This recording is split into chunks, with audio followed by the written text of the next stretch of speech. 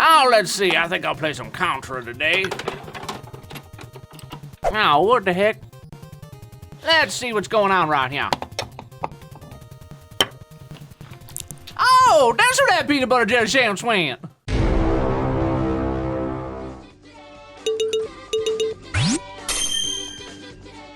Why, hello, you lovely little peppercorns. My name's Noa Lee, and today I'm gonna share with you a few of my tricks that I use in order to clean my retro games before I add them to my collection. Or in the case of the pile of games I have today, games that have been in my collection for quite some time that I haven't gotten around to cleaning yet. The way I see it, there are 4 common problems you're gonna run into when you start collecting retro games. The first is that you're gonna find cartridges and cases that are going to be dirty and stuff like that. The second is you're gonna find games that have a lot of stickers or sticker residue and other things that you just kind of don't want to think about. The third is that you're going to see a lot of permanent marker and a lot of people's names and initials and stuff like that. I've even seen people write dates on games before, which makes absolutely no sense to me. And the fourth is that you're going to find cartridges that have dirty pins or contacts in them. In fact, some of them might even be so dirty that the game doesn't play at all, or it might just glitch out on you halfway through playing, or something like that. So I'm gonna share with you my tips on how I fix all of those problems. First up, we have the most common problem, which is just dirty games and cartridges or case. Now, before I do anything else, the first thing I try to clean a dirty game case is just a little bit of water, and then a little glass here, and some paper towel, or in my case, I'm using shop towels because that's what I prefer to use. And then I'm just gonna take my little bit of water here, just dump on a little bit. You don't need much. And then I'm literally just going to wipe it off. Another thing I like to use is just some regular old toothpicks. You can just kind of like wrap your paper towel around, get a bit, and like that, and just get it into the crevices like that. If for whatever reason the stuff that's on there is caked on or something like that and water's just not cutting it, then the next thing I reach for is my isopropyl alcohol. In this case, this is 91% isopropyl alcohol. Anything over 90% I found works really well. And yeah, this is just something that you're gonna see a lot in this video. This is the single most important thing to have in your arsenal when you're cleaning retro games, I'll just tell you that. In this case, what I'm gonna do is just pour a little bit of isopropyl alcohol onto a paper towel. Don't need much. And then this copy of Bomberman 64 right here, it looks like sticky residue off to the side. It's actually like some kind of grime, and it kind of picks away. And I suppose I could just use my fingernails and pick it away, but I'm just gonna wipe it away with the good old isopropyl alcohol and a little bit of elbow grease. And after a little bit of scrubbing, it goes away. Much better. The second most common problem you're going to run into with retro games is the good old sticker. It could be an old rental game or something like that, in which case it probably has stickers up the ass, or it just could be the sticker from the place you bought it from. Now, unlike before, where the first thing I reached for was water, the first thing I'm gonna reach for in this case is, again, good old 90% or higher isopropyl alcohol. Now for this, literally what you're going to do is you're going to peel off the sticker with your fingers or whatever, and then you're gonna take care of the sticky, papery residue that's left behind. I literally just take some iso, drop a few drops on it like that, and let it soak for a few seconds. And after a while, you can just wipe it away. Look, much better. Another thing you can try with the stickers and the sticker residue, and this is something that's probably a lot more common to see out there, is Goo Gone. This works, I will completely admit. This works really well for getting rid of sticker residue and stuff like that, but I find that it's not really any better than isopropyl alcohol. And in fact, it actually has one small disadvantage compared to isopropyl alcohol that kind of prevents me from using it at all. And that would be, this tends to leave like an oily, orangey residue behind that you need to clean up with isopropyl alcohol anyway, or the cartridge gets a little sticky after time. Just like before, peel it off, except this time I'm gonna be using the Goo Gone instead of the isopropyl alcohol. Get as much as you can just with your fingers. In this case, I didn't want to damage the artwork, so I took it out of there just in case it kind of seeps in, and I took the game out of the case as well. So I'm gonna peel off a little more of this, and then we're gonna try this Goo Gone. Ugh. You get it fucking everywhere. You just squirt a little bit on there. Ah, it smells really nice. It smells like oranges. All right, it's been a few minutes, and according to Goo Gone, I should just be able to wipe this mess away. So let's see how it works. Well, some of it came off. I don't know, the Goo Gone seems to work for a lot of people. For me, I don't find it any easier to use than the isopropyl alcohol, and there's that oily residue to deal with afterwards anyway, so use it if you like, but I'm gonna stick to the ISO. Now, there are a lot of adhesive remover products out there, and a lot of them come in like an aerosol spray can. I would completely stay away from them. For one thing, I've never found one that worked as well as isopropyl alcohol, except for one product that I had that has a major downside, and that would be that it eats the plastic of a cartridge.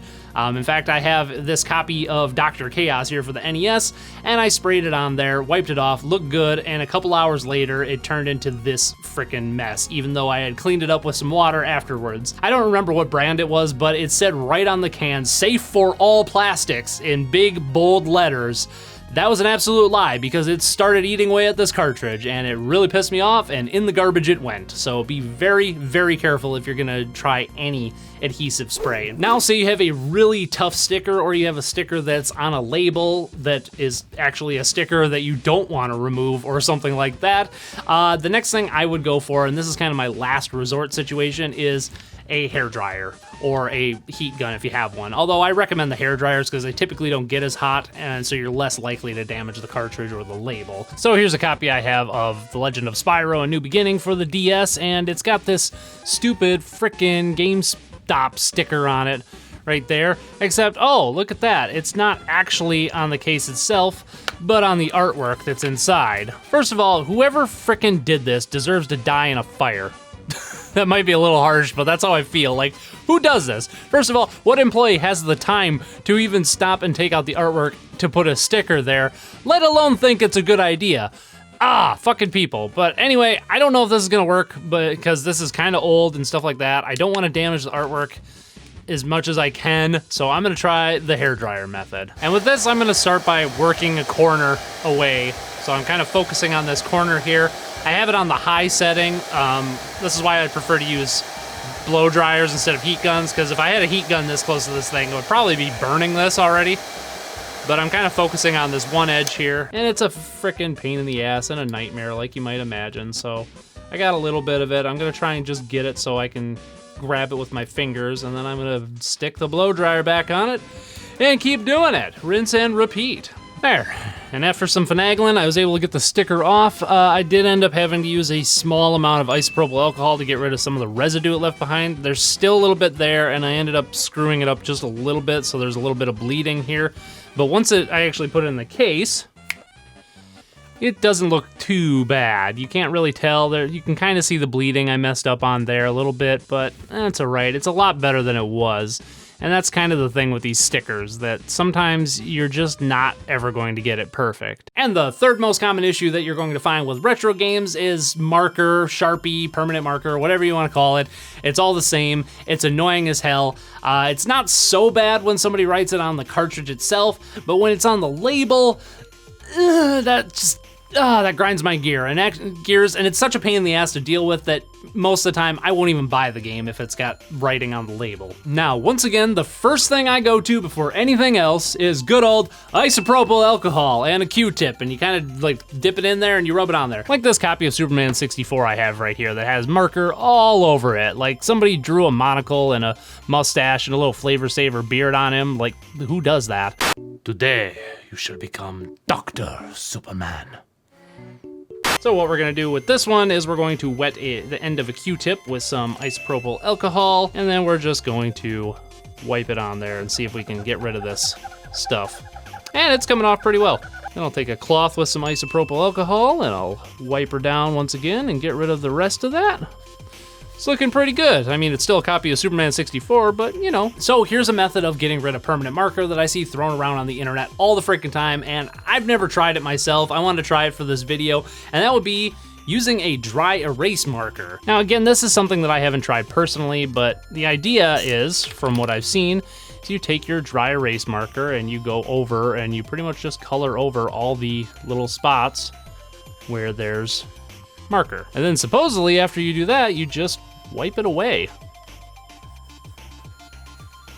And yeah, that worked. However, it also took with it part of Superman's face. I don't know if you can see that. It's a little lighter there now. Maybe I pushed too hard or whatever. All right, I'm gonna try the dry erase thing. again here. I feel like with the Superman 64 thing, I might have been a little too aggressive when I was using it. So let's use a lighter touch here. And let's take this, and we got somebody put their initials on there. And I'm not too worried about messing up here. So I'm just gonna cover all that up as best I can. And give it a couple seconds to dry. And then I'm gonna wipe it away. And hey, that worked pretty well. So I guess for certain applications, it works. There's still a little bit there, so I'm gonna try it once more here. So after a couple times of doing that, I was able to get rid of all of it, so yeah. But somebody also put their initials on the cartridge itself. And I'm a little leery about it, but I guess I'd prefer to have a lighter spot on the label than have somebody's initials there, so I don't know, I guess I'm gonna try it. Also, there already is a light spot there, so even if I do get some bleeding like I did with the Superman 64 label, it's not gonna be as noticeable, so. All right, let's try it. All right, moment of truth. Let's see what happens here. I'm gonna go very gently on this one, see if I can pull it off and. All right, well, I got a little bit of it. I don't think I took any of the pigment with me. It's hard to tell because it's already a light spot, but it's a little better. Let's do it a couple more tries, see if I can get it fully removed. All right, after 3 tries, I was able to pretty much fully remove it. Yeah, I guess for certain cases, dry erase marker works all right. Just be careful with it. And the next thing I have for permanent marker is the Mr. Clean Magic Eraser. This thing will almost always get rid of the Sharpie with one small caveat. Don't get me wrong, these things work really well. The problem is they have a mild acid or a mild base in them or something, I don't know. They basically eat away at like the texture on cartridges. I don't really care too much if that happens because a lot of my games are older anyway and the texture's already kind of wearing off of them just from years of use. So that doesn't bother me too well. This is kind of my last resort thing though. In my opinion, it's something you should only do if the isopropyl alcohol method doesn't work or if the dry erase method doesn't work, whatever. I'd say try this. I'd personally rather have a cartridge without the texture on the backing than having Sharpie on it anyway, but just keep that in mind if you're gonna use these. What you wanna do is you take your Mr. Clean Magic Eraser, you dip it in some water, get rid of the excess water, and then you literally just go right over the top of it. I like to use a very light touch on this. And basically what's gonna happen is every little stroke you take, it's gonna take a little bit with it. And I don't really know how these work. I haven't looked it up, but I'm thinking it has like a mild acid in there, some chemical or whatever. You're gonna see that it's probably gonna take away some of the texture, but I guess I prefer that over you know, having marker on there anyway, although I kind of ruined this label with the dry erase marker method. But yeah, that seems to work really well. It is noticeably duller. It seems to work really well with N64 cartridges. It doesn't really take the texture away. I've noticed with like NES games, it does take the texture and the sheen away a lot more, but for some reason with the N64 games, it seems to work out just fine. And the 4th most common problem you're going to run into with retro games is just dirty cartridge contacts. And well, I have some methods to take care of that too. First and foremost, I don't ever clean the cartridge contacts on my games unless I'm having connection issues. So I just don't bother. Like, why would I bother cleaning the game if it's working perfectly fine? It's just not worth my time. But a lot of times they get old or they get dusty or they get a little tiny bit of corrosion or oxidation on them or something like that. Of course, my go-to to clean them is isopropyl alcohol. You see why this stuff is so important? It's amazing. It's like $4. I bought this jug like 4 years ago and I barely used any. It's so cheap. Use it. Am I getting through to you? Much like with my first method of getting rid of the Sharpie, I'm gonna just wet a Q-tip with some isopropyl alcohol. Then I'm gonna flip this over and then you're literally just going to go down in the crevice here. And the idea is you want to go up and down, stroking, cleaning up all them contacts. Now, after you've used the isopropyl alcohol and a bunch of Q-tips and thrown them all away and let it dry and you pop it in and it's just still doesn't work out for you, what do you do next? Well, the next thing I reach for is a piece of paper. Yep. And what you wanna do with this is you wanna fold it up, pretty much fold it in half like, I don't know, 6 times or something like that, until I get a little square like this. And then you're just gonna slide this in between the actual the actual pins and the side of the cartridge itself. And you're just gonna go in back and forth motions. And as you can see, the paper method managed to pick up a lot more grime that the Q-tip and the isopropyl alcohol didn't take care of. So now let's say you tried the isopropyl alcohol and it didn't work, and you tried the paper method and it still doesn't work. What do you go to next? Well, for me, it's toothpaste, specifically whitening toothpaste. This stuff will almost always take care of everything at this point. Yeah, so here's how you do that. I got this copy of Gunsmoke here that's been giving me some trouble, so I'm gonna start by taking it apart. This is where you need one of your awesome security bit tools that you can get on Amazon on the real low cheap. And you just take it apart, pop out the actual PCB, set aside this stuff. I always like to set down a cloth or something just so this doesn't slide around, but then yeah, you're just gonna put it there. Then you're gonna grab out your toothpaste, take a little bit on an actual toothbrush, squirt just a very, very small amount, about like that. And then I literally just hold it at an angle, try and keep it from sliding around, and you just brush its teeth. No, I'm not joking. This is my preferred method of resurfacing game contacts. Works very well. Then after you're done brushing its teeth, you just take a little bit of isopropyl alcohol on a cloth, and you clean up the excess and make sure you get rid of all that toothpaste, because the last thing you want to do is stick this in your NES and get some toothpaste on it. Now, the reason that toothpaste works, if you don't know, is because it's a mild abrasive. In fact, it has inside of it these organisms called diatoms, which are part of the algae kingdom, I believe. And they're just these little hard silica glass shards, basically. And I never see anybody recommend toothpaste, because they always recommend what I'm gonna recommend next, which is a last resort, much like the Mr. Clean Magic Eraser. So seriously, use the toothpaste method. Just make sure you take your games apart before you do it so you can clean them up good. And then you're probably gonna end up going back to isopropyl alcohol to finish cleaning up the toothpaste anyway. But seriously, try this if you have some games that you can't get to work. And finally, let's say you have a game that you put in the Q-tips and the isopropyl alcohol and it still doesn't work. And you did the paper method and it still doesn't work. And you took it apart and you put all your toothpaste on, you brushed all of its metal contact teeth, and it still doesn't work. What do you do at that point? I have no idea! But far and away, the biggest thing I see recommended for cleaning cartridge game contacts, and I wish it wasn't recommended this much because this is, like I said, a last resort thing that you should be even considering, but it does work, and that would of course be Brasso. This is a metal polish. In fact, it's designed to clean brass primarily, which most cartridge game contacts happen to be made out of. So it does work, and it is designed for that kind of metal. The problem is, I think the pH of this is like 11 or 11.5 or whatever, so it's pretty high up on like the alkaline scale, or alkaline end of the pH scale. Which means that if you use it incorrectly and you use it for too long, you actually could damage your cartridges. And in fact, you could damage them beyond repair. I've heard horror stories of people who have put this on there, scrubbed it on, and they've left it on too long, or they've scrubbed too vigorously or whatever, and it's eaten a hole right through the cartridge contacts and killed the cartridge. At that point, there's nothing you can do. Just like before, we're gonna take it apart, take out the PCB, set aside the actual cartridge housing, and then we're just gonna take our Brasso here, squirt a little bit onto a paper towel, and then we're just gonna wipe it on and polish it up.